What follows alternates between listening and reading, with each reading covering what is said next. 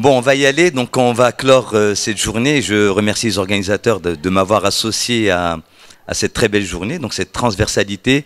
Alors, immunothérapie, c'est vrai que les internistes, on s'est beaucoup intéressé depuis le début de la mise sur le marché au Maroc, de la prise en charge des effets secondaires de ces thérapeutiques.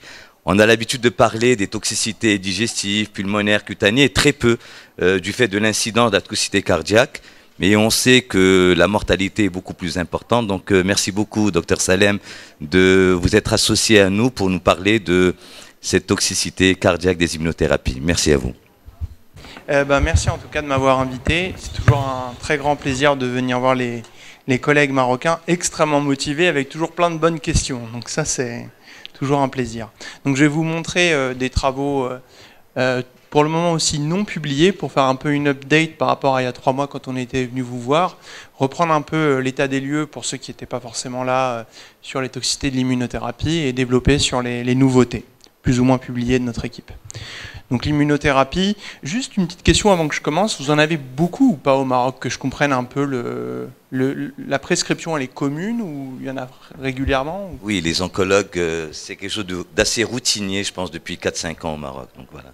Donc il y a des patients. Quoi. Voilà, Ouais. beaucoup même. Ouais. Donc ouais, ok, c'est bon, j'ajuste juste mon topo. Donc on a cette patiente, 66 ans, en 2e ligne, avec du nivolumab, donc un anti-PD1, une immunothérapie anticancéreuse, qui a un cancer du poumon, qui n'a pas vraiment trop d'antécédents par ailleurs, vous pouvez les voir, un peu d'arthrite lupique, avec l'hydroxychloroquine au long cours et des bêta-bloquants pour une raison pas très très claire. Timo, même, on voit qu'ici, il y a beaucoup de... Oui, effectivement, le Timo, mais d'ailleurs, bien vu.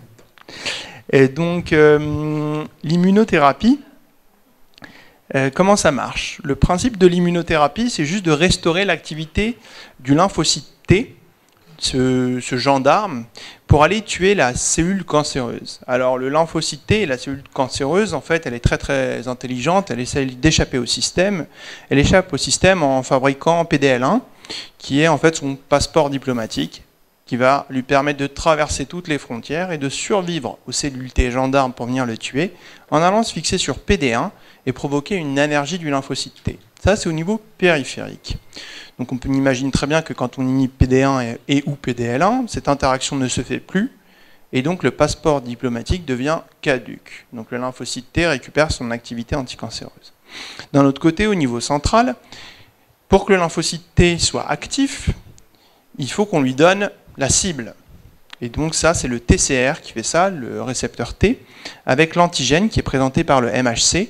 Cet antigène est en fait la cellule cible à aller atteindre avec le portrait robot de la protéine à atteindre. Et ensuite, au niveau, donc, il faut un deuxième signal qu'on appelle ici médié par CD28.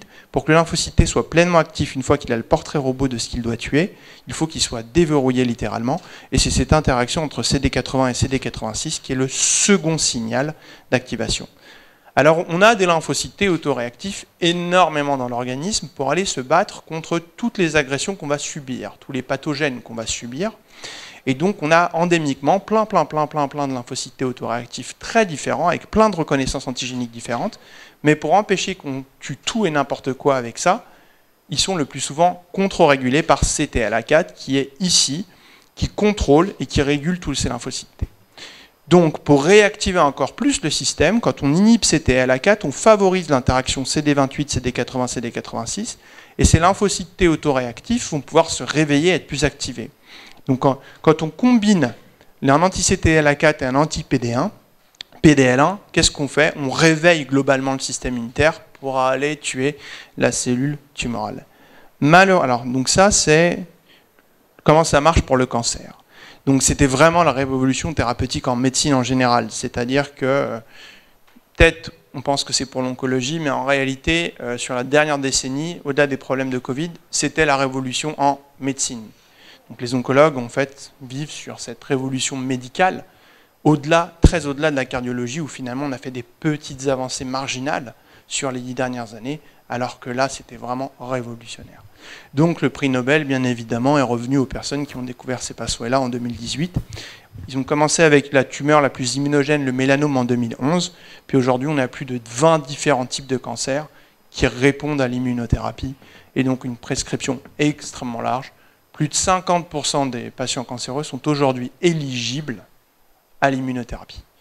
Donc, bien sûr, en fonction des régimes de remboursement, de prescription, de problématiques économiques associées, vous en verrez plus ou moins, mais virtuellement, dans le meilleur des mondes, si la ressource n'était pas une limite financière, plus de 50% des patients cancéreux, non pas seulement métastatiques, mais aussi néoadjuvants et adjuvants maintenant dans certaines indications, sont éligibles à l'immunothérapie.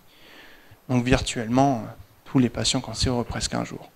Donc il y avait PD1, PDL1, c'était LA4, mais il y a aussi plein d'autres pathways dans cette synapse immunologique que vous pouvez voir ici. Et donc ce n'est que le début. Les PD1, les anti-PDL1, les anti-PD1, les anti-CTLA4. Et demain, il va y avoir d'autres classes combinées pour augmenter encore cette activité et compenser les mécanismes de résistance, comme ici les anti-LAG3 qui viennent d'être mis sur le marché en Europe avec le relatlimab. Donc c'est vraiment le début d'une aventure avec de très nombreuses molécules qui vont continuer à se développer avec des nouvelles pathways qui vont être atteints. Donc, quelles sont les principales toxicités cardiovasculaires sous immunothérapie? Alors ici, c'est notre premier travail qu'on avait fait un peu sur le sujet pour déflorer ce sujet-là en 2017-2018. On a interrogé la base internationale de pharmacovigilance pour aller regarder quelles sont les maladies cardiovasculaires au sein de ce panel des maladies cardiovasculaires qui sont associées avec l'immunothérapie plus qu'avec les autres traitements anticancéreux. Et tout ce qui est supérieur à 0 en IC025, c'est significatif. Et ici, c'est le nombre de sujets qui étaient déclarés. Donc il y avait les myocardites, les péricardites, les arythmies supraventriculaires, les vascularites, la maladie de Horton, tout ça sortait significativement associé.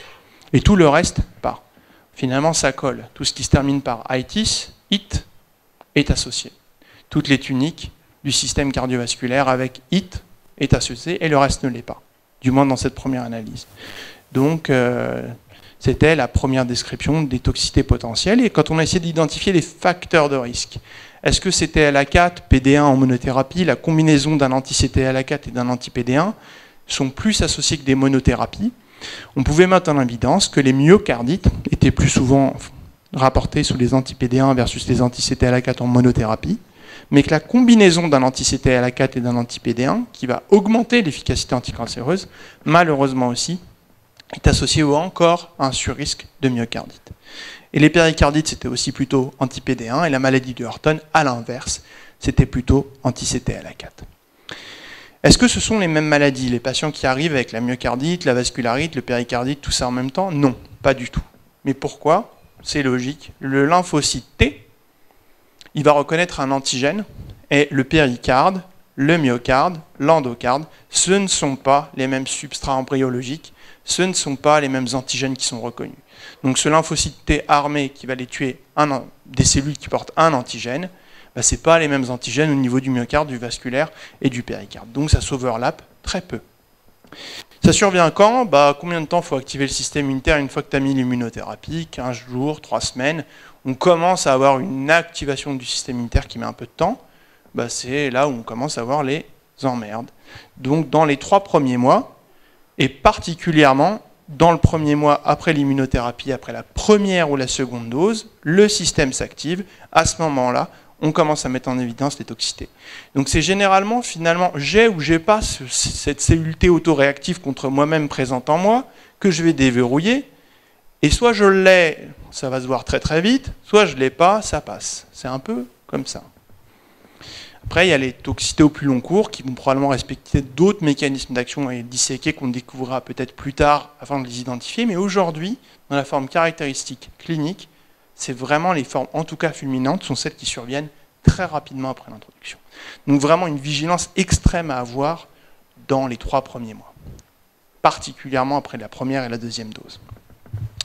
L'incidence, dans les premiers essais cliniques d'oncologie, où bien évidemment les oncologues, pour la plupart, ne savaient même pas qu'à une myocardite, ils ne l'ont forcément donc pas recherché, l'incidence était extrêmement faible en monothérapie, 0,06%.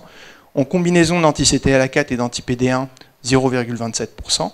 Et dans les centres, entre guillemets, experts qui recherchaient, qui étaient très alertes pour aller retrouver les myocardites, environ 1%. Mais là encore, le diagnostic de la myocardite, c'est compliqué et il est tout à fait possible qu'il y ait un peu de surestimation, comme dans ces travaux-là, c'était essentiellement sur de la troponine augmentée, et que toute troponine augmentée n'est bien évidemment pas une myocardite.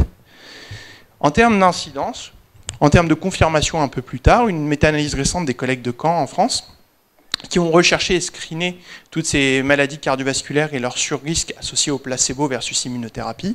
Ici, on retrouvait aussi les myocardites, bien évidemment, 8 fois plus associés avec les immunothérapies versus le bras contrôle dans cette méta-analyse d'essais cliniques, et avec une incidence autour de 0,3%. Donc si je reviens à Madame M, en gros, elle était survenue 10 jours après la 3e cure de nivolumab, donc très probablement qu'elle était déjà dans une forme un peu avancée, puisque la maladie a probablement commencé dès la 1re et 2e dose, mais là, en pratique, c'était les premiers patients. On mettait du temps à les diagnostiquer, donc elle arrivait dans une forme clinique, mais de manière étonnante, elle avait aussi une diplopie, des douleurs, des parésies des muscles supérieurs, et elle était en ophtalmologie pour cette parésie, diplopie, on ne comprenait pas bien. Et 3 jours plus tard, elle développe la douleur thoracique alors qu'elle est en ophtalmologie. On lui fait un électrocardiogramme et on retrouve ici un sus-décalage du segment ST. Mais on peut déjà voir qu'il a une tête un peu bizarre, ce sus-décalage du segment ST, avec un énorme microvoltage. Les V4, V5, V6, on voit que les QRS sont quasiment inexistants en pâté, qu'il y a un bloc de branche droit qui a une tête particulière et qui a un microvoltage diffus. Ce n'est pas un électro vraiment de syndrome coronaire aigu ST+ classique, mais à ce moment-là, on va au SCA-ST+, suspicion, elle va à la coro est normale, la troponinité est très très très augmentée, un NT-proBNP aussi anormal, une écho qui n'est pas très pathologique, borderline, avec un peu de foie, on trouve une petite hypokinésie apicale, elle va à l'IRM, et à l'IRM, on retrouve ce rehaussement, donc ces taches blanches à l'intérieur du myocarde qui est noir, le rehaussement tardif, qui était mid-septal et apical. Donc ça collait avec un diagnostic de myocardite. Donc le diagnostic de myocardite, plus on avance maintenant dans la connaissance, plus on se rend compte que c'est un art. Au début, on avait les formes cliniques faciles, symptomatiques, avec plein de signes périphériques associés, donc ça on reviendra dessus juste après. Et maintenant, on fait de plus en plus, ils viennent pour troponine. Donc faire le diagnostic dont je viens pour troponine, c'est pas forcément super simple. Donc il y a les critères pathologiques. Quand on va à la biopsie, on peut arriver à trouver des choses. L'IRM est un outil utile, mais pas aussi bon et loin s'en faut que dans les myocardites virales. Il va y avoir de très nombreux biais, négatifs et positifs avec l'IRM, on reviendra dessus. Le syndrome, donc les douleurs. Les biomarqueurs, la troponine essentiellement, ou les CPK. Le CG, comme je vous l'ai montré, l'écho, les anomalies de la cinétique, l'angiographie pour trouver que c'est négatif. Et donc, à partir de tous ces éléments-là, on va pouvoir arriver ou pas au diagnostic de myocardite. Donc, dans les formes initialement décrites, la troponine était quasiment tout le temps positive, donc c'est extrêmement sensible pour suivre les patients. On peut vraiment utiliser la troponine avant-après pour suivre les patients. Les ECG, dans les formes cliniques, sont vraiment aussi souvent pathologiques. En revanche, la FEVG, déjà dans les formes assez sévères, elle était souvent normale. Donc aujourd'hui, l'écho et le suivi systématique écho est très peu informatif, parce qu'ils vont très souvent être normales. Le NT-proBNP, sa place est vraiment indéterminée. L'IRM, attention, très grand piège. Dans les formes initiales, dans les 4 jours du diagnostic, dans les formes qui étaient initialement décrites sévères, et maintenant on parle des formes post-symptomatiques des TT sur biomarqueurs, va être très souvent, plus de la moitié du temps, négatif en termes de rehaussement tardif. Il faut savoir répéter l'IRM puisqu'elle va pouvoir se positiver plus tard dans l'histoire et qu'une positivation de l'IRM un peu plus tard, à quelques semaines, va être suggestive. Mais attention, dans les formes aiguës, au moment du diagnostic, une IRM négative n'exclut absolument pas le diagnostic. Et donc ici, ça représente ça. Lorsque sur cette étude de registre d'environ une centaine de malades, on voit le rehaussement tardif à l'IRM, ce qui est quelque chose qui est générique pour aller trouver et traquer les lésions. Dans les 4 premiers jours de l'admission, le rehaussement tardif, qui est un main feature, était négatif dans plus d'un tiers des cas. En revanche, plus on passait de temps avec l'admission, plus on retrouvait des IRM qui se positivaient. En revanche, l'IRM n'est absolument pas associé au MACE. Dans ces études-là, la présence de rehaussement tardif, au mieux ça t'aide pour le diagnostic, mais ça t'aide pas du tout pour stratifier la gravité du malade. Et pour ajouter de la complexité pour les IRMistes qui seraient ici potentiellement dans la salle, généralement, pour la myocardite, on a un rehaussement sous-endocardique qui est sous-épicardique, qui est en contact avec le péricarde, parce que généralement, tu as le virus qui vient se coller là, et ensuite, il fait de l'inflammation dans toute la région, le péricarde et le myocarde, et on a du rehaussement tardif dans cette lésion. Malheureusement, ici, on va avoir les lymphocytes T qui vont aller se répartir là où ils ont envie dans le myocarde, parfois en sous-endocardique, parfois en sous-épicardique, parfois partout, parfois juste à un endroit, va savoir, et on va pouvoir trouver des lésions qui sont extrêmement disparates, et parfois même des lésions qui vont suggérer un infarctus. Donc le nombre de fois où j'ai eu l'IRMiste qui me répond c'est un infarctus parce qu'il y a du rehaussement sous-endocardique, alors que la choro est normale, alors que la biopsie est positive, j'ai arrêté de compter. Donc, un rehaussement sous-endocardique à l'IRM chez une patiente extrêmement suspecte de myocardite qui a une choro normale, ça n'est pas un syndrome coronaire aigu ou un infarctus, c'est une myocardite. Donc, mais être vigilant, puisque la sémiologie IRM n'a absolument rien à voir avec ce qu'on a connu précédemment. Pour ajouter encore une couche de complexité, comme c'est quand même sympa, le rehaussement tardif, dans cette petite cohorte de 22 malades patients qui vont aller commencer l'immunothérapie, combien avaient un rehaussement tardif positif avant même de commencer? Ah bah 30%. Donc entre le 30% qui est positif avant même de réfléchir et de respirer, et celui qui est négatif alors qu'il devrait être positif, et celui qui va devenir positif, bon, l'IRM c'est utile, mais il faut être extrêmement prudent dans l'analyse. Je ne dis pas que c'est complètement inutile, c'est un des outils, mais ça n'est pas sur l'IRM qu'on va prendre des décisions irréversibles pour le malade, d'arrêt, de contre-indication absolue ou thérapeutique très complexe. C'est un des éléments. Et si on veut même rigoler, quand on fait un peu de mapping, donc on va aller plus loin, on se dit ok, le rehaussement tardif c'est black and white, c'est trop qualitatif, c'est trop subjectif. Faisons de la quantification T1 et T2. Mapping, c'est-à-dire qu'on va prendre des petites régions et on va mesurer la relaxation. Ces patients, ces 22 patients, n'avaient pas de myocardite, ont été mis sous immunothérapie, et le T1 et le T2 ont dramatiquement changé, passant de 54 à 58 et de 972 à 1006. Ça veut dire que donc l'activation du système immunitaire qui a dû toucher pour partie le myocarde a eu un impact majeur sur les métriques quantitatives IRM. Donc il faut tout refaire, il faut tout repenser. Ce n'est pas les mêmes normes, ce n'est pas la même maladie, ce n'est pas la même sémiologie. Il y a des modifications qui surviennent, donc probablement que si on le fait intelligemment et qu'on injecte de la recherche, l'IRM servira à quelque chose, mais là, tout de suite, au moment où on parle, c'est pas bon. Donc quand on va plus loin, on nous a dit bah, faites donc le PET, ça devrait marcher, le PET FDG. Bah, malheureusement, c'est une étude qu'on a fait avec le docteur Ederi à Paris. Sur les 60 premiers patients suspects de myocardite à l'immuno, déjà, il y en a la moitié où on a dit que ce n'était pas des myocardites, alors qu'on nous vendait corps et âme que c'était des myocardites, et l'autre moitié, c'était des myocardites confirmés. Au sein de cela, on a fait des PET un peu à tout le monde, comme on a pu, en fonction de qui on pouvait envoyer au PET, parce qu'il faut pouvoir l'envoyer, le patient, au PET scanner, alors qu'il avait des troubles du rythme, enfin qu'il était quasi mort. Et donc, ça prend un peu de temps parfois pour y aller. Si vous voyez les points bleus, bah, parfois tu as ton PET à J21 ou au premier mois après l'introduction. On ne les a pas eu tout de suite. Donc c'est un biais qu'on a. Mais dans la pratique, quand on a essayé de faire des PET, c'était absolument non discriminant, ce que vous pouvez voir. C'est quasiment tout le temps négatif, autant chez les suspects que chez les cas. La sensibilité, elle est de 10%, avec un écart type maximum à 30%, donc ça ne sert à rien de faire le PET FDG. Après, il y a d'autres biomarqueurs potentiellement, des nouveaux radiotraceurs immunomédiés, peut-être cela serviront, mais tout de suite, comme ça, avec les outils dont on dispose, malheureusement, ce n'est pas super pertinent. Donc si je reviens à ce premier travail qu'on avait fait sur les 122 premiers malades, ce qui est extrêmement intéressant, c'est qu'il y avait une association majeure avec les myosites qui étaient déclarés et ce qui ressemblait à des myasthénies, 30%.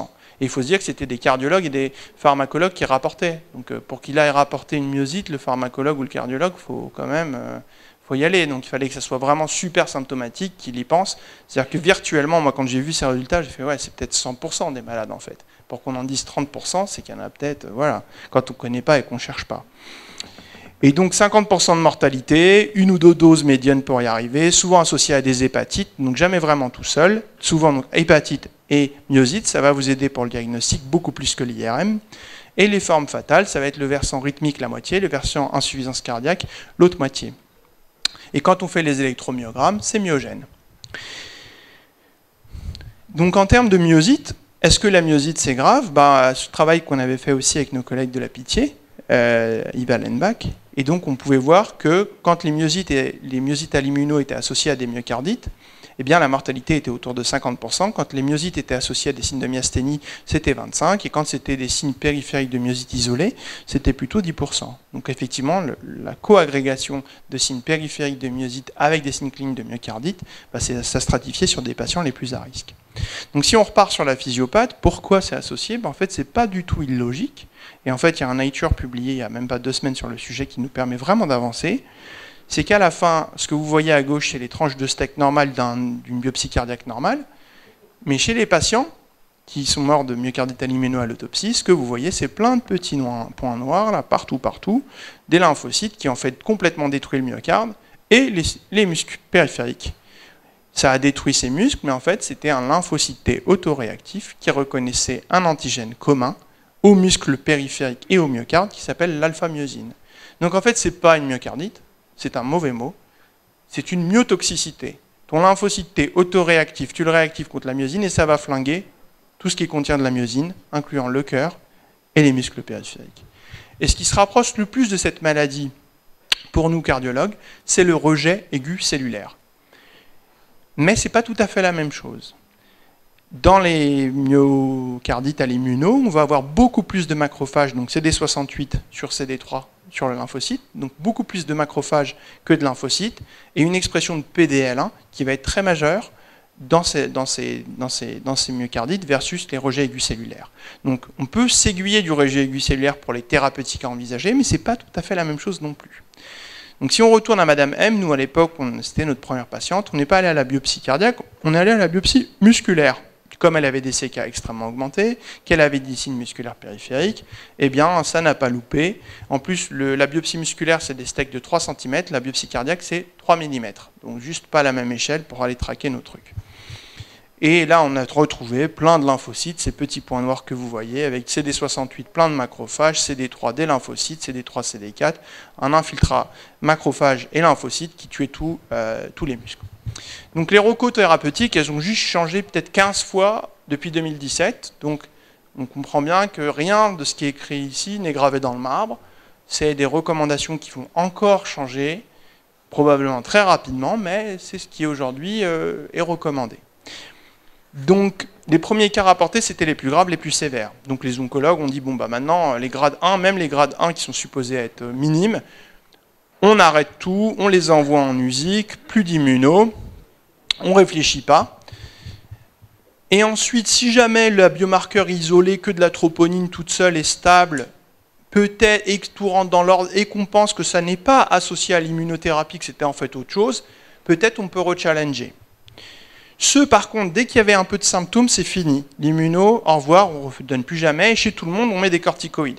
Et quand les corticoïdes à 1 ou 2 mg kg, c'est insuffisant, on fait 1 gramme. Et si c'est insuffisant, on tente toutes ces molécules. On verra bien s'il y en a une qui marche. Infliximab, antithymocide, abatacept, alemtuzumab, mycophénolate. Bref, ça c'est les recos. Donc, pour les donner un peu, pour remettre les choses en situation, bien évidemment, et vous l'avez très bien rappelé, il y a les colites, les pneumopathies, les hépatites, c'est vraiment ça qui était quand on a fait ce travail pour rechercher les principales toxicités à l'immunothérapie, il y avait beaucoup plus de colites, de pneumopathies qu'il n'y avait de myocardite. Quand il y avait 4000 colites, il y avait 100 myocardites. Donc c'est quand même rare. Mais en revanche, le problème, c'est la courbe de droite. Les myocardites, il y avait 40% de morts, les hypophysites, il y avait 1% de morts. Donc, c'était ça le problème. Alors il y a cette étude qui en fait a dicté les recommandations, celle de droite qui malheureusement j'ai le malheur de penser qu'elle est probablement très très erronée, mais elle existe. Et ce qui est dit, c'est que si on donne 1 gramme à tout le monde dans les 24 heures de la suspicion diagnostique, on n'a pas de MACE, tout se passe bien. Par contre, si on prend un peu de temps, qu'on prend 72 heures et qu'on ne donne pas la 1 gramme, donc une dose stratosphérique, tout le monde meurt. Alors le vrai problème, c'est que moi, il faut m'expliquer comment en 24 heures, sachant que l'IRM, tu ne peux pas l'utiliser, que la troponine, tu en as une ou deux, que ta biopsie cardiaque, tu ne l'as pas, comment tu fais le diagnostic? Alors en fait, ma supposition, c'est que il y avait à ce moment-là un groupe qui a l'idée ce travail, qui était à Boston, qui faisait le dosage de troponine à tout le monde, parce que lui, il était intéressé. Et dès qu'il voyait une troponine augmenter, il lui collait 1 gramme, ce qu'il était le seul à faire dans le monde. Et tous les autres, qui ont vu des vrais cas qui étaient symptomatiques, avec les myosites qui ne bougeaient pas, ils mettaient un peu le temps avant de mettre les traitements, et tout le monde mettait plutôt 1 mg/kg. Donc les vrais cas, eux, ils mouraient. Donc je pense que c'est comme ça que je le lis, moi. Mais en pratique, c'est ce qui existe. Et le vrai problème, c'est que de plus en plus de littérature émerge sur la corticorésistance, où il y a 40 à 60% de patients qui sont corticorésistants malgré 1 gramme. Donc, elle existe, elle est là, elle détermine les guidelines, mais il faut savoir la critiquer, parce que ce n'est pas ce qu'on voit en pratique. Donc on a mis en place justement, et c'était sur une centaine de malades, on a mis en place avec mon collègue américain, qui avait décrit justement ces premières maladies, un REDCap international, où j'attends toujours d'avoir le premier point du Maroc. Maintenant que vous m'avez dit que vous avez beaucoup d'immunothérapie quand même, j'espère qu'un jour on aura un collègue marocain qui voudra travailler avec nous. Et où on a rentré 750 cas de par le monde pour étudier les différents éléments et essayer d'avancer là-dessus. Donc un des premiers éléments sur une première itération, mais qui ne sera jamais publié, parce que là on est en train de travailler sur 750 malades, donc 180 on n'a pas très envie de le publier. Mais ce qu'on voyait, c'est déjà dans les premiers cas, il y avait environ la moitié des patients qui étaient mis sous un immunosuppresseur en plus des corticostéroïdes. Les gens pensaient que c'était insuffisant les stéroïdes. Et dans cette population-là, la mortalité était à 43%, versus ceux qui étaient sous corticothérapie seule à 23%. Et puis il y avait ce groupe-là aussi, des gens qui mettaient juste pas de corticoïdes, et il y avait quand même 50% de gens qui mouraient pas. Donc est-ce que c'était des vrais cas, pas des vrais cas, ou est-ce que les stéroïdes sont utiles ou inutiles? Tout ça, c'est plein de questions intéressantes dont on n'a pas la réponse. Mais ce qui est certain, c'est qu'en pratique, les myocardites à l'immuno, eh bien, ça n'a fait qu'exploser sur les dernières années. Quand on prend le reporting dans la base internationale de pharmacovigilance, c'est la ligne verte. Depuis les années 2015, il y a une croissance énorme du nombre de reportings de ça.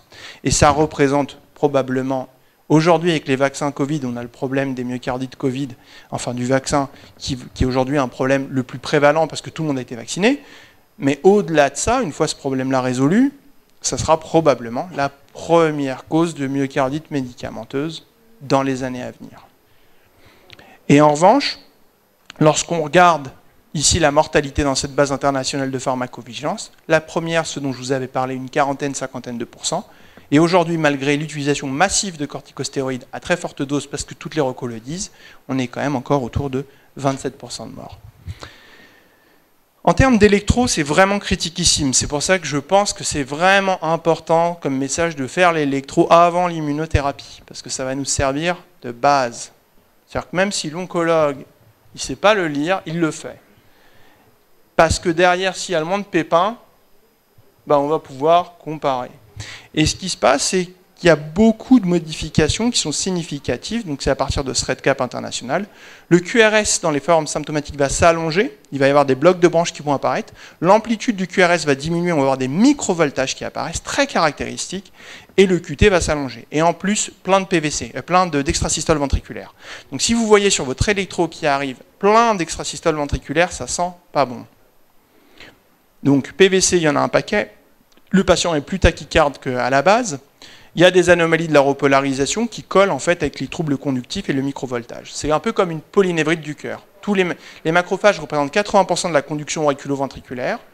Donc quand on commence à faire n'importe quoi avec le macrophage qui s'énerve, toute la conduction devient pathologique, le QRS s'aplatit, le QRS s'allonge. Donc on voit ça. Ça, c'est un électro-baseline d'un jeune patient timome de 24 ans qui prend un shoot, et voilà ce qui se passe. Le QRS, il disparaît, il s'allonge, il ne ressemble plus à rien. Ça, c'est la forme caractéristique. Donc oui, il y a un sus-décalage du segment ST, mais c'est quand même, on voit bien que ça ne ressemble pas trop à l'infarctus qu'on a l'habitude de voir. L'ECG change dramatiquement dans les formes cliniquement significatives. Je vous en montre un autre, je reviens sur celui-là. Vous voyez bien qu'il est microvolté, que le bloc de branche il a une tête bizarre. Et ça aussi, c'est vraiment, l'ECG, c'est très utile, très très utile dans les formes, c'est vraiment une empreinte particulière. En termes de pronostic, l'apparition d'ondes Q et de microvoltage, c'est super pronostic. Donc l'ECG à l'admission, surtout si on compare avant et qu'on voit qu'il y a des ondes Q qui sont apparues, qui sont des fausses ondes Q, c'est juste des ondes Q qui apparaissent de troubles de conduction majeurs. Et en fait, elle se réverse, ces ondes Q, si on réussit à le traiter correctement. Par contre, si on ne réussit pas à le traiter très correctement, en 72 heures, il est mort.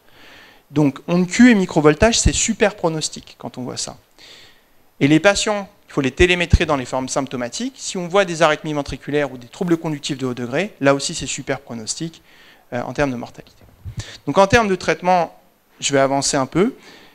Cette patiente était arrivée avec 1700 de tropo. On a donné le 1 g de corticoïde ou équivalent qui n'a évidemment pas marché. La troponine a explosé, est allée à 7000. On a tenté les plasmaphéreses pour se débarrasser de l'immunothérapie, ce qui n'a absolument pas marché. Je reviendrai dessus ensuite. Et on a donné l'abatacept pour essayer de réverser comme antidote. Pourquoi l'abatacept? C'est que cette molécule-là, comme je vous ai montré, eh bien en fait, si on prend le rôle du CTLA4 et qu'on se supplète à ça et qu'on donne de l'abatacept, on va désamorcer le système en amont et tone down l'ensemble de la cascade spécifiquement activée par l'immunothérapie.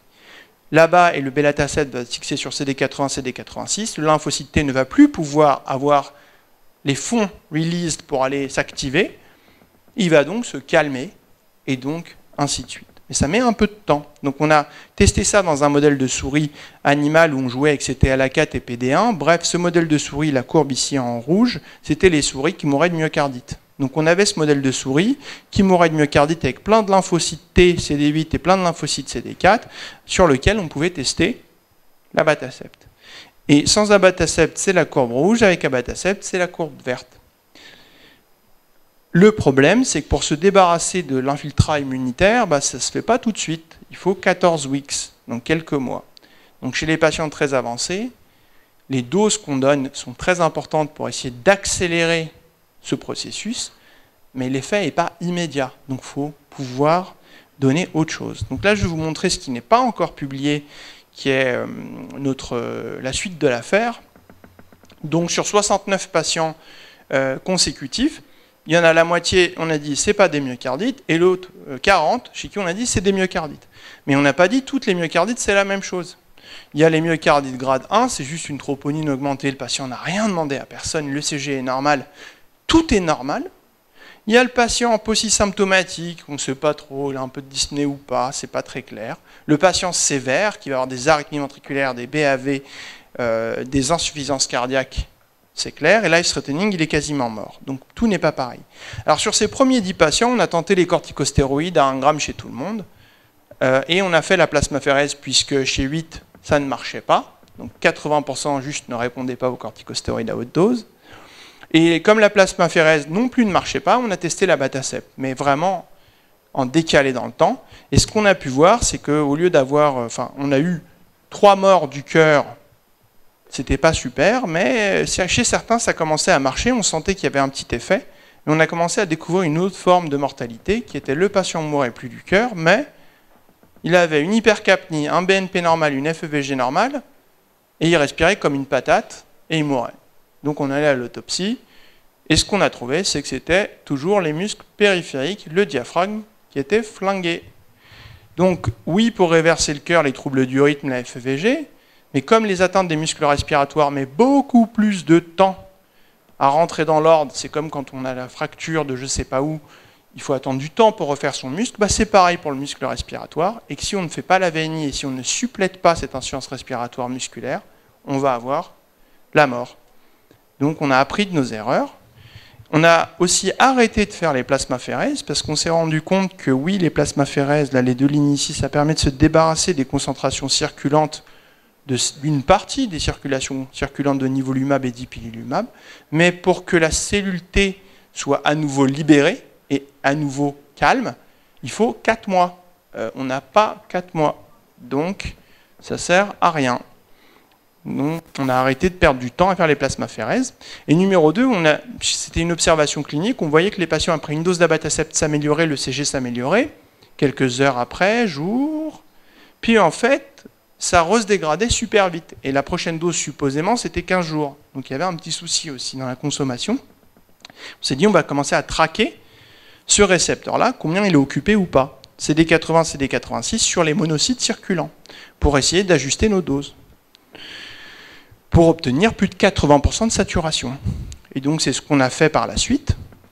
Ici, vous voyez un exemple d'un patient qui avait reçu, comme d'hab, son petit gramme de stéroïdes, 1 gramme, 1 gramme, un autre patient Timum, 1 gramme, 1 gramme, 1 gramme, puis on a baissé les doses, puis la troponine, elle a explosé, la FEVG, elle était à 0, et là, on m'a appelé. Là, j'ai dit, bah, c'est bien le 1 gramme, on va faire abatacept et ruxolitinib. On a mis l'abatacept, ça n'a fixé que 60% la première dose à 20 mg kg, ce qui est très supérieur à la 10 mg kg donnée habituellement dans la polyarthrite rhumatoïde. 3 jours plus tard, on voyait que ça commençait à s'améliorer. 3 jours plus tard, on a redosé juste pour se rassurer. Le patient avait consommé une énorme partie. On a refait une dose de 20 mg kg pour à nouveau resaturer à 60%. Il continuait à s'améliorer en termes de FEVG. Et là, le problème, c'est qu'il a commencé à 7 jours à refaire des arythmies ventriculaires dont on s'était débarrassé. On a redosé, il avait à nouveau tout consommé. On a redonné 20 mg kg et on a enfin obtenu 80% de saturation. C'est-à-dire que dans les 10 premiers jours, au lieu de donner 10 mg kg comme dans la polyarthrite rhumatoïde, on lui a donné 60 mg kg. Donc, ce n'est pas les mêmes doses pour essayer d'avoir un effet. Et enfin, comme l'effet, il met du temps pour régler l'infiltré inflammatoire, il faut 2 semaines pour que l'immuno s'active, il faut 2 semaines pour que ça se désactive bien aussi. Donc on a ajouté une autre molécule, un JAK inhibiteur, pour essayer d'accélérer le processus d'immunosuppression. Le ruxo allait diminuer la production de CD86 sur le monocyte et inactiver le lymphocyte T. Donc en combinant l'abatacept et le ruxolitinib avec des faibles doses de corticoïdes, nos résultats, c'était 3% de morts de myotox sur les 30 suivants. Et donc, par contre, ils sont morts d'autre chose, 2 de Covid, 1 de cirrhose, bon bref. Mais au final, en overall mortalité, c'était significatif à 3 semaines, et en toxicité due à la myotoxicité, donc cœur et ou respiratoire, 3%. Une patiente qui n'a pas voulu la VNI. Donc la leçon que nous, on en a tirée et qu'on va essayer prospectivement maintenant de valider, c'est de donner là-bas direct, en monitorant sur le CD86, en associant ruxolitinib dans les formes graves. Les doses, ce n'est pas du tout des doses classiques, c'est plutôt de l'ordre de 60 mg kg. On a arrêté les plasmaphérèses puisque ça nous fait perdre du temps. On screen chez tout le monde l'attente des muscles respiratoires et les myosites. Il y a 90% qui ont des myosites associés à la pathologie. Les muscles respi sont atteints dans 70% et il y en a 30% qui ont besoin de ventilation. Et ce qu'on a fait, c'est arrêter le bolus de 1 gramme tout court. Maintenant, on met au mieux 1 mg kg parce que ça a plein de toxicité, les corticoïdes à forte dose. Et donc, en diminuant ça, on a ça. Et les patients qui sont juste asymptomatiques, grade 1, on ne les traite même plus par corticoïdes, on les surveille. Et en termes de cancer, eh bien, on peut voir qu'à 6 mois, il y a 50% de gens qui sont en progression-free survival, et en termes de myotoxicité, il y en a 75% qui sont encore en vie. Et le dernier point, c'est qu'il faut garder à l'esprit qu'en fait, il y a un cancer derrière et qu'il va falloir rediscuter le re-challenge ou pas, et qu'en pratique, il n'y a pas d'urgence à le faire puisque la fixation de PD1 sur le lymphocyte T, elle va durer facilement 3 mois ou 4 mois. Mais qu'en revanche, à 5-6 mois, là, la tumeur, ce qu'on peut voir, elle avait super bien répondu, elle va finir par potentiellement revenir lorsque le PD1 va être à nouveau libre. Et là, c'est tout un monde sur le re-challenge ou pas. Donc je tiens à remercier tous les collaborateurs internationaux que vous pouvez voir ici qui ont vraiment été critiques dans l'avancée de cette maladie, et j'espère qu'un jour le Maroc deviendra bleu.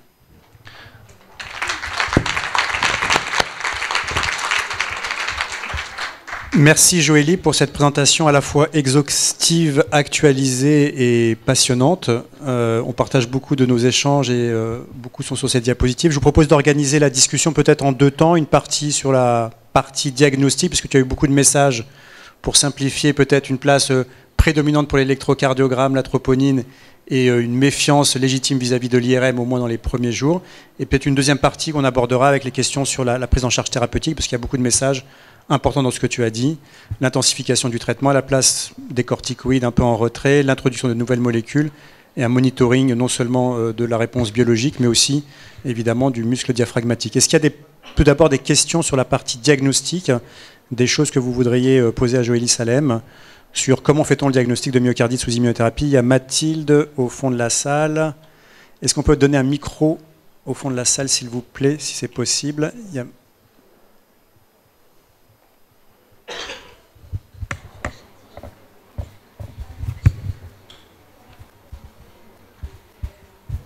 Merci beaucoup Joëlie pour ta présentation. Moi j'ai une question, c'est quoi l'anapathe d'une biopsie endomyocardique ou d'une biopsie musculaire? Normalement, on retrouve là. Donc, il y a différents gradings, pareil, hein, dans toute chose, il n'y a jamais de réponse uniciste, noire ou blanche. Il y a différentes échelles de gris jusqu'à arriver au noir, qui est la confirmation définite. La confirmation définite, c'est que tu retrouves du macrophage, du lymphocyte et de la nécrose musculaire. Ça, c'est la forme la plus complète, avec une abondance de macrophages et de lymphocytes qui est supérieure à un certain cut-off. Ensuite, tu vas avoir une forme intermédiaire qui va être de l'infiltration de lymphocytes et de macrophages en très grande abondance, mais sans nécrose. Puis de l'infiltration lymphocytaire et macrophagique en abondance borderline sans nécrose. Puis pas de nécrose et pas d'infiltrat lympho-histiocytaire. Et donc ça, c'est l'échelle de gris entre... C'est pas du tout en faveur de myocardite, c'est clairement une myocardite, et au milieu, le gradient. Et ce sont les mêmes lésions que tu as au niveau du muscle périphérique et au niveau du cœur. Merci. On a une question au 3e rang, s'il vous plaît, ici, si on peut donner le micro.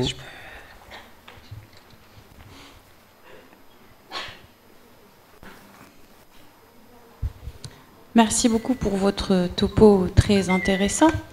Moi, je suis oncologue, je ne suis pas cardiologue, donc je vous donne le point de vue des oncologues marocains. Parce que vous avez posé la question, oui, l'immunothérapie est disponible, de pratique courante.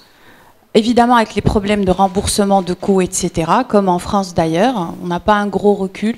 On a à peu près, ça fait 2 ans, 3 ans qu'on a commencé à prescrire. Donc même en France, je pense que le recul est un petit peu... C'était 2014, voilà. tout le monde 2015.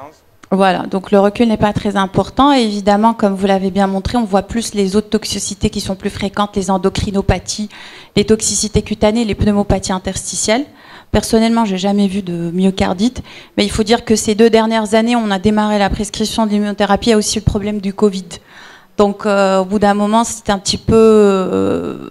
en tant qu'oncologue, des fois, on ne sait plus qui a fait quoi, et c'est quoi. Est-ce que c'est le vaccin, est-ce que c'est l'immuno, et est-ce que c'est le cancer? Parce que, comme on l'a dit, redit aujourd'hui, population de patients avec un cancer est très hétérogène, prise en charge très complexe, et souvent les toxicités ou les symptômes sont multifactoriels. En tout cas, voilà, merci beaucoup pour votre topo.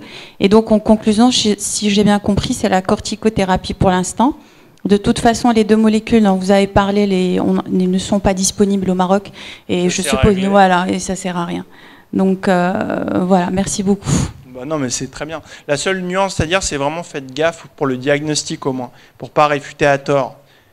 Faites vraiment votre mieux pour être sûr que c'est vraiment une myocardite, pour ne pas réfuter le patient, pour qu'il n'ait plus jamais d'immuno, et le traiter de manière trop aléatoire avec les corticoïdes. Et le screening est clé. Si vous n'avez pas accès aux thérapeutiques qui permettent de soigner les formes extrêmement complexes, quasi fatales, le screening est clé. Ça veut dire les 3/4 des patients qu'on a eu dans cette cohorte de sévères, ils avaient déjà commencé à première dose à faire des problèmes, mais l'oncologue n'a pas screené et il s'est pris dose 2, dose 3 avant de devenir symptomatique. Donc si vous n'avez pas les moyens de faire le traitement complexe, au moins faites le screening. Et dès que ça décolle après la première dose, parce que ça décolle après la première dose, suspendez le traitement immunothérapie, le temps d'eux, parce que de toute façon, il a pris son shoot, il en a pour 4 mois dans le système. Donc déjà, vous économisez de l'argent au patient et éventuellement, peut-être vous lui sauvez la vie. Donc, très important le screening si vous n'avez pas les moyens de la thérapeutique complexe. Vraiment très, très, très important. La troponine T, pas la I, T. Parce que le T, elle est exprimée aussi au niveau des muscles périphériques, elle est beaucoup plus sensible et elle traque mieux. Donc vraiment avec la troponine T, ECG, si vous avez vraiment des ressources très limitées, ECG tropo pour commencer, ECG tropo avant la réinjection du 2e cycle, la même chose pour 2e et 3e cycle et arrêtez. Mais au moins faites ça sur les 3 premiers cycles, avec les 2 outils pas chers, tropo, ECG, si vous n'avez pas le choix. Ouais. De toute façon, la majorité des tox avec l'immunothérapie, c'est les 2-3 premiers cycles. Après, voilà, ça passe ou ça casse. Mais... Voilà. Mais le plus important, c'est le screening. Et je pense que c'est tout l'intérêt de cette journée. C'est le screening et il faut repérer les patients. Que vous le soyez dans un track, quoi. ECG tropo, ils en ont 4. L'immuno, ça vaut une fortune, 100 000, 200 000 euros. Ça vaut rien, 300, 400 euros. Vous les mettez, même si vous ne savez pas l'interpréter, au moins collectez-les pour augmenter votre expertise. Alors, je voudrais juste rebondir par rapport à ce que vous avez dit, Madame Hassani. Donc, les molécules dont tu as parlé, M. Salem, existent au Maroc. Donc le Ruxo existe. On l'utilise de manière assez courante chez nous en hémato. Donc voilà, c'est une thérapeutique qui coûte cher, mais voilà, qui coûte aussi cher qu'une immunothérapie. Mais vous pouvez pouvez les utiliser si vous voulez. Alors je profite de votre remarque juste pour poser une question. Vous avez parlé des anti-JAK. Qu'en est-il des autres anti-JAK qu'on utilise en rhumatologie? Est-ce qu'il y a des datas sur ces indications, sur ces thérapeutiques dans ces indications particulières? Malheureusement, ce que je vous ai montré, vraiment, ça date d'il y a 3 semaines. Hein. Donc, dans le monde, les gens n'ont pas encore eu le temps de faire. On était les premiers à le faire. Et donc, il n'y a pas de comparateur. Il y a juste un groupe chinois qui a fait le tofacitinib, qui est donc un traitement rhumato, qui eux ont conclu sur 30 patients consécutifs ou 27 patients consécutifs où ils avaient 2 tiers de corticorésistants, que ceux qui étaient corticorésistants, donc la vingtaine, il y avait la moitié qui répondait au tofacitinib. C'est que du case series, c'est du niveau de preuve faible. Je ne sais pas s'il y a une différence entre JAK1, JAK2, JAK3. Sur des données préliminaires qu'on a justement, que je dois répondre pour répondre au reviewing de ce papier, JAK2 sort et flag de manière extrêmement importante en termes de différence chez les myotox et pas les myotox. JAK1 et JAK3 pas. Donc on aurait tendance à penser qu'au sein des JAK inhibiteurs, il faut plutôt aller sur un JAK2 inhib sur les données qu'on a qui ne sont pas encore publiées. Donc il y a peut-être quelque chose à faire, mais aujourd'hui c'est pas encore, il faut les donner. Merci Joëlie. Sur la partie diagnostic, est-ce qu'il y a d'autres questions? Alors moi j'ai une question pour toi Joëlie sur les facteurs de risque. On a insisté sur la combinaison d'immunothérapie, éventuellement le terrain auto-immun préalable. Est-ce que tu vois d'autres facteurs de risque qui ont pu émerger à travers la littérature ou la revue de la base de pharmacovigilance? Est-ce que finalement il n'y a pas un message assez simple pour nos collègues, à la fois cardiologues et oncologues, finalement un patient avec telle et telle caractéristique? Malheureusement aujourd'hui le screening c'est la clé. Hein. J'ai pas d'autres. En gros comme facteur de risque majeur on va avoir comme on a dit la combinaison thérapie, le thymome.